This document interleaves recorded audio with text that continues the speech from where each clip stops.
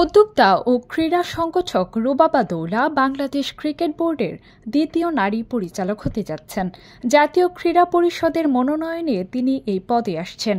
বর্তমানে তিনি বহুজাতিক প্রতিষ্ঠান ওরাকলের বাংলাদেশ, নেপাল ও ভুটানের কান্ট্রি ডিরেক্টর হিসেবে কর্মরত আছেন।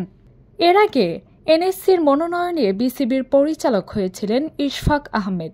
তবে নির্বাচিত হওয়ার পর রাজনৈতিক বিতর্কের কারণে এনএসসি তার মনোনয়ন প্রত্যাহারের সিদ্ধান্ত নেয় এবং সেই শূন্য পদে রুবাবাকে মনোনীত করা হয়।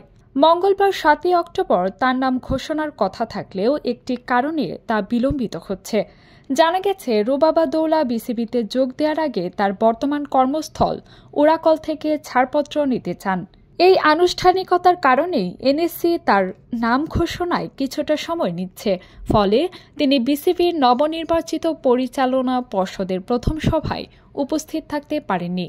তবে এই প্রক্রিয়া নিয়ে বিশেষ কোনো জটিলতা নেই বলে জানা গেছে। রুবাবা দৌলা ক্রীড়া সংগঠক হিসেবেও অভিজ্ঞ। তিনি ২০০৯ থেকে ২০১৫ সাল পর্যন্ত বাংলাদেশ ব্যাডমিন্টন ফেডারেশনের সভাপতির দায়িত্ব পালন করেছেন।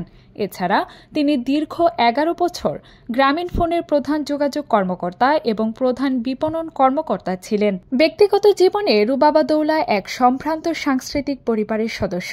তার মামা প্রখ্যাত শিল্পী কামরুল হাসান এবং ফুপু জনপ্রিয় নজরুল সঙ্গীত শিল্পী ফিরোজা বেগম। তিনি ঢাকা বিশ্ববিদ্যালয় থেকে বিবিএ ও এমবিএ সম্পন্ন করার পর Stockholm school of economics and London business school থেকে উচ্চতর ডিগ্রি অর্জন করেন।